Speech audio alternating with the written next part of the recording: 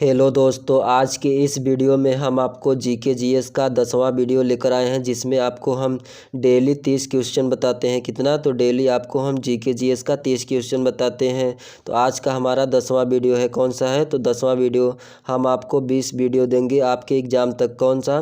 तो आपको याद रखना है, जीके जीएस का हम आपको 30 क्वेश्चन डेली देंगे आपको 20 दिन में। तो चलिए बिना किसी देरी का हम स्टार्ट करते हैं। तो सबसे पहला आपका प्रश्न क्या है? निम्नलिखित में से कौन सा देश भारतीय उपमहाद्वीप के अंतर्गत शामिल नहीं किया जाता है? ऑप्शन ए आपका पाकिस्तान, ऑप्शन बी है आपका नेपाल, ऑप्शन सी आपका श्रीलंका, ऑप्शन डी आपका बांग्लादेश। तो इसका राइट आंसर क्या हो जाएगा? तो इसका राइट आंसर कौन सा होगा? तो आपको याद रखना है श्रीलंका। श्रीलंका की बात करें तो श्रीलंका आपका कहाँ पर पड़ता है? तो आपको बता दें कि हिंद महासागर के चारों तरफ घिरा है श्रीलंका। कहाँ पर घिरा है? तो आपका जो हिंद महासागर है वहीं पर आपका श्रीलंका पड़ता है। तो आपसे पूछेगा कि श्रीलंका किसको ओर घिरा है? तो आपको याद रखना है हिंद महासागर। कहाँ? तो आपको याद रखना है हिंद महासागर के चारों तरफ घिरा है। उसके बाद हम चलते हैं अगले प्रश्न में। तो अगला प्रश्न आपका क्या हो जाता है? वर्तमान में भारत के किस स्थान को सफ़ेद पानी के नाम से जाना जाता है? किस नाम से? तो कौन सा स्थान है आपका जिसको हम सफ़ेद पानी के नाम से जानते हैं? तो ऑप्शन ए है आपका लेह, ऑप्शन बी है आपका लद्दाख, ऑप्शन सी है आपका कारगिल, ऑप्शन डी है आपका सियाचिन। तो इसका राइट आंसर क्या हो जाएगा? तो आपका जो सफ़ेद पानी के नाम से जानते हैं कौन सा हो जाएगा ऑप्शन? तो ऑप्शन नंबर डी हो जाएगा। कौन सा राइट आंसर हो जाएगा? तो आपको याद रखना है जो सफ़ेद पानी है आपका उसको हम सियाचिन के नाम से जानते हैं। कौन सा जगह है? तो आपको याद रखना है सियाचिन। वहीं पर बात करें कि सियाचिन आपका ऊंचाई कितने ऊपर है? तो आपको याद रखना है 5753। किसके आधार पर? तो आपको याद रखना है समुद्र तल से कितना ऊंचा है आपका? तो आपको याद रखना है 5753। कितना है? 5753 मीटर है आपका ऊंचाई। उसके बाद हम चलते हैं अगले प्रश्न में। तो अगला प्रश्न आपका क्या है? भारत किस गोलार्ध में स्थित है? क्या प्रश्न पूछा है? जो भारत है आपका किस गोलार्ध में स्थित है? ऑप्शन है आपका उत्तर पूर्वी गोलार्ध में, ऑप्शन भी है आपका दक्षिणी और पूर्वी में, ऑप्शन सी है आपका उत्तरी पश्चिमी में, ऑप्शन डी है आपका उत्तरी और दक्षिणी में। तो जो आपका भारत है किस गोलार्ध में स्थित है? तो आपको बता दें उत्तर पूर्वी गोलार्ध में। तो इसका राइट आंसर क्या हो जाएगा? तो आपको याद रखना है ऑप्शन नंबर ए। कौन सा हो जाएगा? तो भारत आपका उत्तर पूर्वी गोलार्ध में है। आपसे पूछे कि भारत का मुख्य भाग कौन सा डिग्री है? तो आपको याद रखना है 8 डिग्री 4 मिनट से लेकर कितना है 37 डिग्री 6 आपका उत्तरी अक्षांश हो जाता है। कौन हो जाता है? तो आपको याद रखना है भारत का मुख्य भूमि कौन सा हो जाता है? तो 8 डिग्री 4 मिनट से लेकर 37 डिग्री आपका 6 मिनट तक है। वहीं पर बात करें पूर्वी देशांतर, पूर्वी देशांतर की बात करें कितना है? तो आपको बता दें 68 डिग्री 7 मिनट से लेकर 97 डिग्री आपका 25 मिनट आपका पूर्वी देशांतर लगता है। कितना लगता है? तो 68 डिग्री 7 मिनट से लेकर 97 डिग्री 25 मिनट तक लगता है आपका पूर्वी देशांतर। उसके बाद हम चलते हैं अगले प्रश्न में। तो अगला प्रश्न आपका क्या हो जाता है? भारत और पाकिस्तान के बीच सीमा का निर्धारण किया जाता है। क्या प्रश्न पूछा है? जो आपका भारत और पाकिस्तान है किसके सीमा के निर्धारित लगता है? तो ऑप्शन ए है आपका लॉर्ड माउंटबेटन, ऑप्शन बी है आपका sir Cyril John Radcliffe, option C है आपका sir Stafford Radcliffe, option D है आपका लारिस। कौन सा? लारिस। तो इसका राइट आंसर क्या हो जाएगा? तो इसका राइट आंसर हो जाएगा ऑप्शन नंबर कौन सा? तो आपको याद रखना है जो भारत और पाकिस्तान के बीच का सीमा निर्धारित किसके द्वारा होता है? तो आपको याद रखना है सर सिरिल जॉन रेडक्लिफ के द्वारा। किसके द्वारा? तो आपको याद रखना है सर सिरिल जॉन रेडक्लिफ के द्वारा। आपसे पूछे कि कब किया गया था? तो आपको याद रखना है 17 अगस्त। कब? 17 अगस्त 1947 में। कब? 17 अगस्त 1947 में। आपसे प्रश्न पूछेगा कि रेड क्लिफ रेखा किन दो देशों के साथ सीमा लगाती है? तो आपको याद रखना है भारत और पाकिस्तान के साथ। कौन सा देश हो जाता है? तो आपका रेड क्लिफ रेखा जो है भारत और पाकिस्तान के साथ लगता है। उसके बाद हम चलते हैं अगले प्रश्न में। तो अगला प्रश्न आपका क्या हो जाता है? कोरी निवेशिका जिस पर स्थित है कहाँ पर स्थित है? ऑप्शन ए है आपका कच्छ की खाड़ी में, ऑप्शन बी है आपका खंबात की खाड़ी में, ऑप्शन सी है आपका कच्छ का लिटिल रन, ऑप्शन डी है आपका कच्छ का रण। तो इसका राइट आंसर क्या हो जाएगा? तो इसका राइट आंसर हो जाएगा आपका कौन सा? तो आपको याद रखना है जो कोरी निवेशिका है कहाँ पर स्थित है? तो आपको याद रखना है कच्छ का लिटिल रन, जो कि कहाँ पर पड़ता है, तो आपको बता दें कच्छ का लिटिल रन आपका गुजरात में पड़ता है। कहाँ पर पड़ता है, तो गुजरात में पड़ता है। उसके बाद हम चलते हैं अगले प्रश्न में। तो अगला प्रश्न आपका क्या हो जाता है, भारत के राज्यों का निम्नलिखित में से कौन सा युग्म सबसे पूर्वी और सबसे पश्चिमी को इंगित करता है। ऑप्शन है आपका असम और राजस्थान, ऑप्शन भी है आपका अरुणाचल प्रदेश राजस्थान, ऑप्शन सी है आपका असम और गुजरात में, ऑप्शन डी है आपका अरुणाचल प्रदेश और गुजरात में। तो इसका राइट आंसर क्या हो जाएगा, तो इसका राइट आंसर हो जाएगा आपका ऑप्शन नंबर डी। कौन सा हो जाएगा, तो आपको याद रखना है आपका सबसे पूर्वी अगर पूछ रहा है तो आपको याद रखना है अरुणाचल प्रदेश। अगर आपसे सबसे पश्चिमी राज्य पूछ रहा है तो आपको याद रखना है गुजरात। कौन सा, तो गुजरात। वहीं पर बात करें कि सूर्योदय का सबसे पहला देश कौन सा हो जाता है, तो आपको बता दें जो आपका अरुणाचल प्रदेश है, सबसे पहले आपका सूर्योदय वहीं पर होता है। कहाँ पर, तो आपको याद रखना है अरुणाचल प्रदेश में। कहाँ पर, तो अरुणाचल प्रदेश में। और आपसे पूछे कहाँ से होकर गुजरता है, तो आपको याद रखना है गुजरात से होकर गुजरता है। कहाँ से, तो आपको याद रखना है सूर्योदय अरुणाचल प्रदेश के पूर्वी भाग में, जो कि आपके गुजरात से होकर गुजरता है।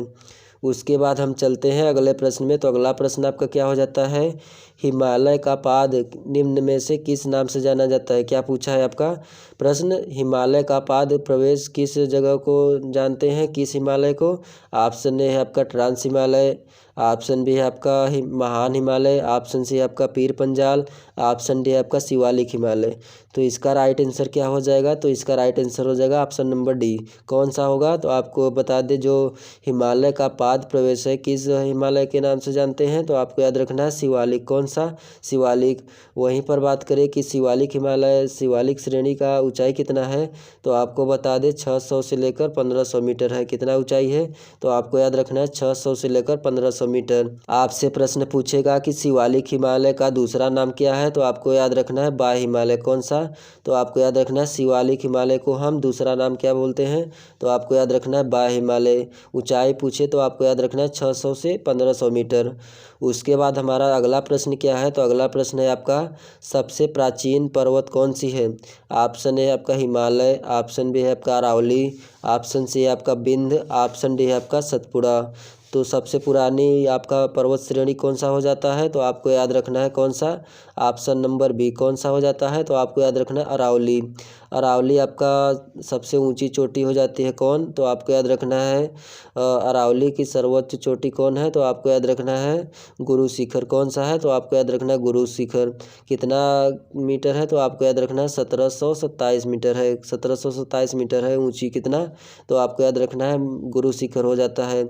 आपसे पूछे कि गुरु शिखर आपका कहाँ पर पड़ता है, तो आपको याद रखना है माउंट आबू में। कहाँ पर, माउंट आबू में।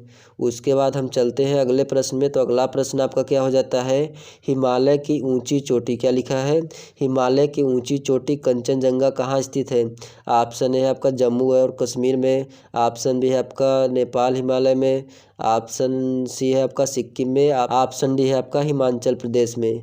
तो इसका राइट आंसर क्या हो जाएगा, जो आपका हिमालय की सबसे ऊंची चोटी है कंचनजंगा कहाँ पर पड़ता है, तो आपको याद रखना है सिक्किम में। कहाँ पर पड़ता है, तो कहाँ पर पड़ता है आपका हिमालय की सबसे ऊंची चोटी, जो कि कहाँ पर है, कंचनजंगा में। तो आपको याद रखना है कंचनजंगा आपका सिक्किम में पड़ता है। कहाँ पर, तो सिक्किम में।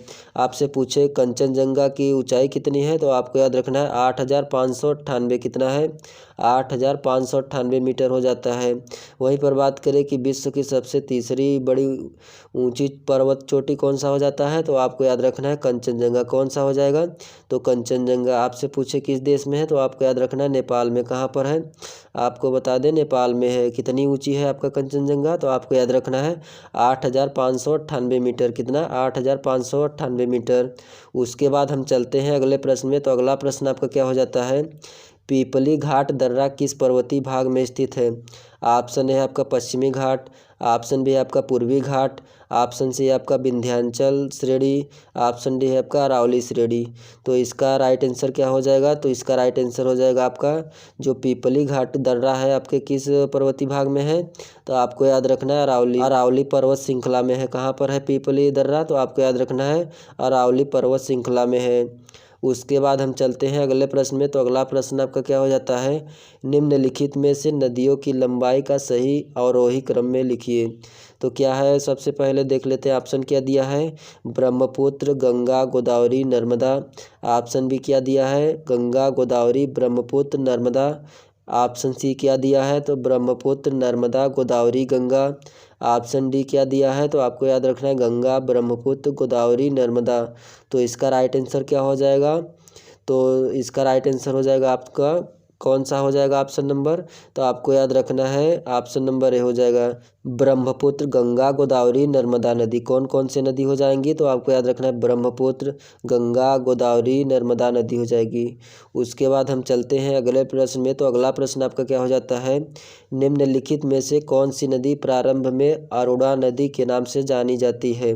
ऑप्शन ए आपका सोन नदी, ऑप्शन बी आपका कोसी, ऑप्शन सी आपका चंबल, ऑप्शन डी है आपका यमुना नदी।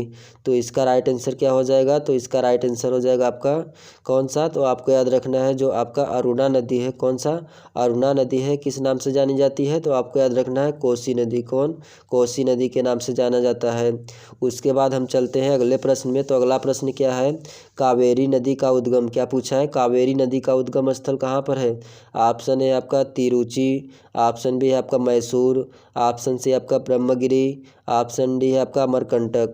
तो इसका राइट आंसर क्या हो जाएगा, तो इसका राइट आंसर हो जाएगा कौन सा, तो आपको बता दें जो कावेरी नदी का उद्गम कहाँ पर है, तो आपको याद रखना है ब्रह्मगिरी। कहाँ पर, तो जो पश्चिमी घाट है आपका ब्रह्मगिरी से, जो आपका पश्चिमी घाट है तो कहाँ से निकलती है, तो ब्रह्मगिरी पहाड़ी से निकलती है। आपसे पूछे कि कावेरी नदी की लंबाई कितना है, तो आपको याद रखना है 800 किलोमीटर। कितना है, कावेरी नदी की लंबाई आपका 800 किलोमीटर हो जाता है।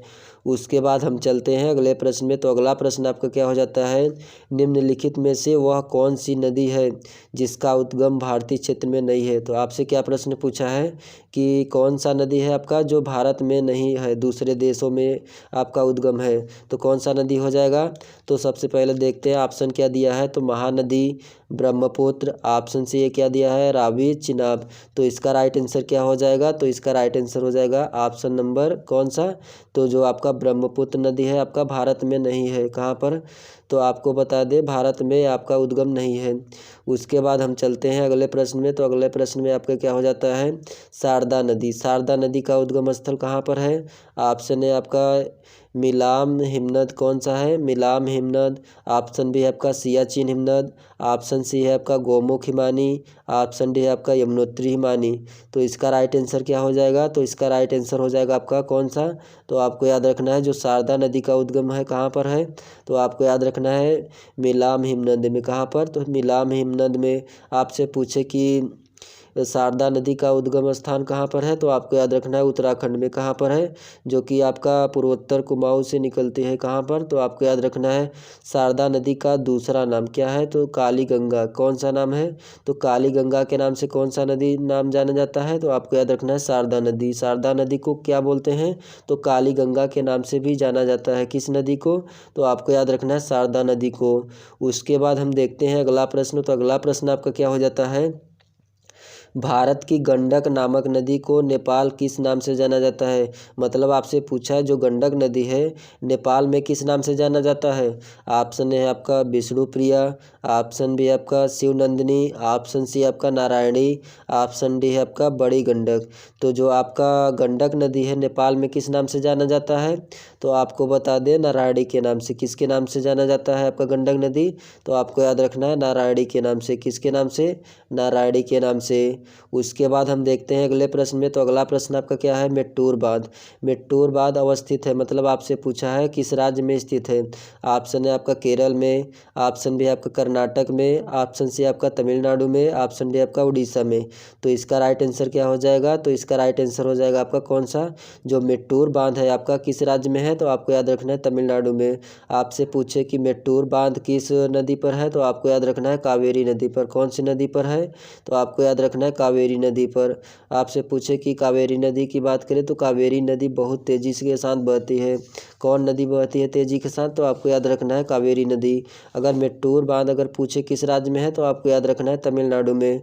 उसके बाद हम चलते हैं अगले प्रश्न में। तो अगला प्रश्न आपका क्या हो जाता है, विश्व प्रसिद्ध खारे जल की झील सांभर झील किस राज्य में है? तो क्या पूछा है आपका, सांभर झील किस राज्य में स्थित है? ऑप्शन ए है आपका गुजरात, ऑप्शन बी है राजस्थान, ऑप्शन सी है आपका महाराष्ट्र, ऑप्शन डी है आपका आंध्र प्रदेश। तो जो खारे पानी की झील है आपका कहाँ पर पड़ता है? तो आपको याद रखना है राजस्थान में। कहाँ पर? तो आपको याद रखना है राजस्थान में। आपसे पूछे कि कौन सा झील हो जाती है, तो आपको याद रखना है सांभर झील। कौन सा झील? सांभर झील। आपसे पूछे कि सांभर झील का ऊंचाई कितना है, तो आपको बता दे समुद्र तल से आपका 1200 फुट। कितना? समुद्र तल से आपका 1200 फीट ऊपर है आपका कौन? तो आपको याद रखना है सांभर झील। उसके बाद हम चलते हैं अगले प्रश्न में। तो अगला प्रश्न आपका क्या है, जोग जलप्रपात। क्या लिखा है? जोग जलप्रपात किस नदी पर स्थित है? ऑप्शन है आपका शरावती नदी, ऑप्शन बी है आपका कावेरी नदी, ऑप्शन सी आपका नर्मदा नदी, ऑप्शन डी आपका चंबल नदी। तो इसका राइट आंसर क्या हो जाएगा, जो आपका जोग जलप्रपात है आपका किस नदी पर है? तो आपको याद रखना है शरावती नदी पर। कौन सी नदी पर है जोग जलप्रपात? तो आपको याद रखना है शरावती नदी पर। आपसे पूछे किस राज्य में है, तो आपको याद रखना है कर्नाटक में। कहाँ पर है? कर्नाटक में। आपसे प्रश्न पूछे कि जोग जलप्रपात है जो आपका शरावती नदी पर है, उसको किस नाम से जाना जाता है? तो आपको याद रखना है महात्मा गांधी जलप्रपात के नाम से। किसके नाम से? तो आपको याद रखना है महात्मा गांधी जलप्रपात के नाम से जाना जाता है। उसके बाद हम देखते हैं अगले प्रश्न। तो अगला प्रश्न है आपका, पराम्बीकुलम अलियार परियोजना निम्नलिखित में से किन राज्यों को सम्मिलित परियोजना है? ऑप्शन है आपका आंध्र प्रदेश एवं तब ऑप्शन सी आपका केरल और आंध्र प्रदेश, ऑप्शन डी आपका कर्नाटक और आंध्र प्रदेश। तो इसका राइट आंसर क्या हो जाएगा? तो इसका राइट आंसर हो जाएगा आपका ऑप्शन नंबर कौन सा? तो आपको याद रखना है ऑप्शन नंबर बी, केरल और तमिलनाडु हो जाएगा आपका कौन सा? तो जो आपका पराम्बीकुलम अलियार परियोजना है कहाँ पर है, किस राज्य में है? तो आपको याद रखना है केरल और तमिलनाडु में है। कहाँ पर है? केरल और तमिलनाडु में है। उसके बाद हम चलते हैं अगले प्रश्न में। तो अगला प्रश्न आपका क्या हो जाता है, निम्नलिखित में से कौन सा तमिल और केरल की संयुक्त नदी घाटी परियोजना है? तो अभी हम आपको पिछले क्वेश्चन में क्या बताएं, कौन सा हो जाएगा? तो आपको याद रखना है ऑप्शन नंबर बी हो जाएगा। कौन सा हो जाएगा?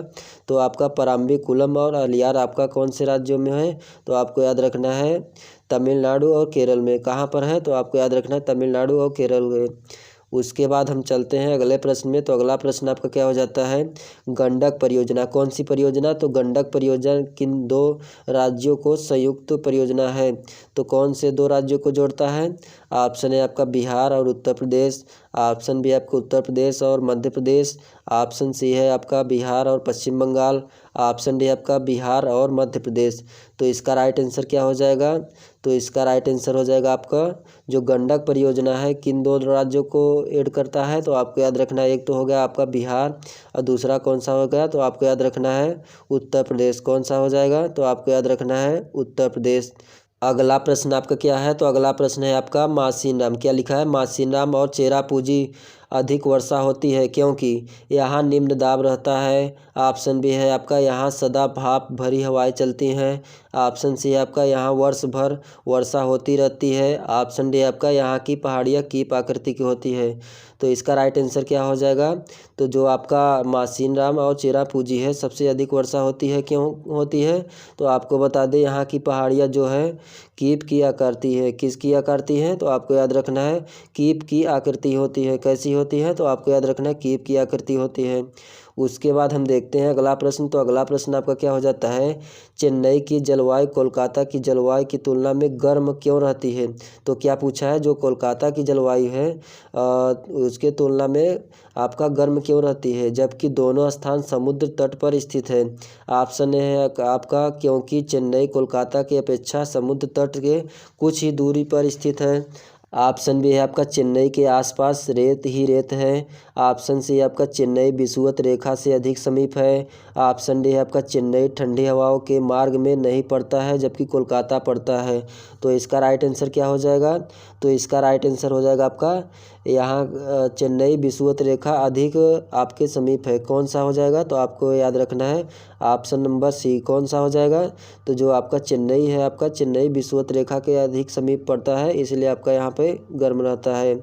उसके बाद हम चलते हैं अगले प्रश्न में। तो अगला प्रश्न आपका क्या हो जाता है, वनारोपण प्रक्रिया है? कौन सा प्रक्रिया है?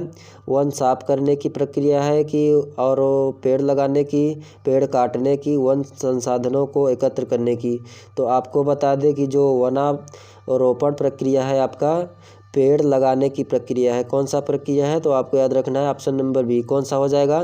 तो पेड़ लगाने की प्रक्रिया है। कौन सा? तो आपको याद रखना है पेड़ लगाने की प्रक्रिया है। उसके बाद हम चलते हैं अगले प्रश्न में। तो अगला प्रश्न आपका क्या हो जाता है? देश के 100 से 200 सेंटीमीटर औसत वार्षिक वर्षा वाले भागों के किस प्रकार की वनस्पतियाँ पाई जाती है? मतलब आपसे पूछ रहा है कि जो 100 से ऊपर 200 के अंदर जहाँ पर वर्षा होती है किस प्रकार की वनस्पति पाई जाती है? तो सबसे पहले हम देख लेते हैं ऑप्शन क्या दिया है। ऊषधार्ध सदाबहार वन, ऑप्शन बी दिया है आपका मैंग्रोव वन, ऑप्शन सी दिया आपका ऊषधार्ध पतझड़ वन, ऑप्शन डी आपका दिया है मरुस्थलीय वन। तो इसका राइट आंसर क्या हो जाएगा? तो इसका राइट आंसर हो जाएगा आपका कौन सा? तो आपको याद रखना है ऊषधार्ध। कौन सा हो जाएगा? तो आपको याद रखना है ऊषधार्ध पतझड़ वन हो जाएगा। कौन सा? तो ऑप्शन नंबर सी सही होगा। उसके बाद हम चलते हैं अगले प्रश्न में। तो अगला प्रश्न आपका क्या हो जाता है? गंगा ब्रह्मपुत्र डेल्टा क्षेत्र का वन निम्नलिखित में किस नाम से जाना जाता है? जो आपका गंगा ब्रह्मपुत्र डेल्टा है किस वन के नाम से जाना जाता है? ऑप्शन ए आपका मानसून वन, ऑप्शन बी है आपका वर्षा वन, ऑप्शन सी है आपका पतझड़ वन, ऑप्शन डी आपका सुंदर वन। तो इसका राइट आंसर क्या हो जाएगा? तो इसका राइट आंसर हो जाएगा आपका कौन सा? तो आपको बता दें जो गंगा सुंदरवन डेल्टा है किस प्रकार के वन से संबंधित है? तो आपको याद रखना है सुंदरवन के नाम से। किस नाम से? तो सुंदरवन। आपसे प्रश्न पूछे कि सुंदरवन राष्ट्रीय उद्यान भारत के किस राज्य में है? तो आपको याद रखना है पश्चिम बंगाल में। कहाँ पर है? तो भारत के पश्चिम बंगाल में है आपका सुंदरवन राष्ट्रीय उद्यान। वहीं पर बात करें कि वर्तमान में कुल कितने आपका राष्ट्रीय उद्यान हो जाते हैं? तो आपको बता दें वर्तमान में आपका 106। कितना? तो वर्तमान में आपका राष्ट्रीय उद्यान की संख्या कितनी है? तो आपको याद रखना है 106 हो जाती है। उसके बाद आपका अगला प्रश्न क्या है? लावा के प्रकार किस मिट्टी का निर्माण होता है? मतलब लावा का निर्माण कैसे होता है? ऑप्शन ए है आपका लाल मिट्टी के कारण, ऑप्शन बी है आपका काली मिट्टी, ऑप्शन बी है आपका जलोढ़ मिट्टी, ऑप्शन डी आपका लेटराइट मिट्टी। तो कौन सा मिट्टी हो जाएगा? तो इसका राइट आंसर हो जाएगा आपका ऑप्शन नंबर बी। कौन सा? तो आपको बता दें लावा के प्रवाह की मिट्टी किस प्रकार की मिट्टी से बनती है? तो आपको याद रखना है काली मिट्टी। काली मिट्टी का दूसरा नाम क्या है? तो आपको बता दें कौन सा है? तो आपको याद रखना है रेगुर। कौन सा मिट्टी हो जाएगा? तो आपको याद रखना है रेगुर, जो कि आपका पोटास इसमें बहुत पाया जाता है। किस मिट्टी में? तो आपको याद रखना है काली मिट्टी में। उसके बाद हम चलते हैं अगले प्रश्न में। तो अगला प्रश्न क्या है आपका? भारतीय कृषि अनुसंधान परिषद के अनुसार भारत का लगभग कितने प्रतिशत भूमि मृदा अपरदन की समस्या से प्रभावित है? तो कितना प्रतिशत है? तो सबसे पहले हम देख लेते हैं। ऑप्शन ए दिया है 30%, ऑप्शन बी दिया आपका 40%, ऑप्शन सी दिया आपका 50%, ऑप्शन डी है आपका 60%। तो इसका राइट आंसर क्या हो जाएगा? तो इसका राइट आंसर हो जाएगा आपका कौन सा? तो आपको याद रखना है 60%। कितना? तो 60%। उसके बाद हम देखते हैं अगला प्रश्न और आपका अंतिम प्रश्न हो जाता है। तो अगला प्रश्न है आपका भारत का सर्वाधिक खाद्यान्न उत्पादन करने वाला राज्य कौन सा हो जाता है? ऑप्शन ए आपका पंजाब, ऑप्शन बी आपका हरियाणा, ऑप्शन सी आपका उत्तर प्रदेश, ऑप्शन डी आपका बिहार। तो आपको बता दें जो भारत का सर्वाधिक खाद्यान्न उत्पादन करने वाला राज्य कौन सा हो जाएगा? तो आपको बता दें आपका उत्तर प्रदेश हो जाएगा। भारत का सर्वाधिक खाद्यान्न उत्पादन करने वाला राज्य कौन सा हो जाएगा? तो आपको बता दें उत्तर प्रदेश हो जाएगा। कौन सा? उत्तर प्रदेश। वहीं पर बात करें कि दूसरे और तीसरे स्थान पर कौन है? तो आपको याद रखना है दूसरे स्थान पर आपका पंजाब हो जाता है, उसके बाद आपका मध्य प्रदेश हो जाता है। कौन सा? तो आपको याद रखना है पहले स्थान पर आपका उत्तर प्रदेश हो जाता है, दूसरे पे पंजाब, तीसरे पे मध्य प्रदेश। वहीं पर बात करें जनसंख्या की दृष्टि से सबसे बड़ा राज्य कौन है? तो आपको याद रखना है उत्तर प्रदेश। कौन सा राज्य हो जाता है? तो उत्तर प्रदेश। तो दोस्तों आज की इस वीडियो में हम आपको जीके जीएस के 30 क्वेश्चन बताए हैं। तो आप लोगों को कुछ भी जानकारी मिला होगा तो वीडियो को लाइक कर देना, और चैनल पर नए हो तो चैनल को सब्सक्राइब कर लेना ताकि ऐसी ही जानकारी आपको मिलता रहे। तो चलिए अगले वीडियो में मिलते हैं अगले क्वेश्चन के साथ। तो वीडियो को ज़्यादा से ज़्यादा शेयर कर देना। तो चलिए अगले वीडियो में मिलते हैं। धन्यवाद।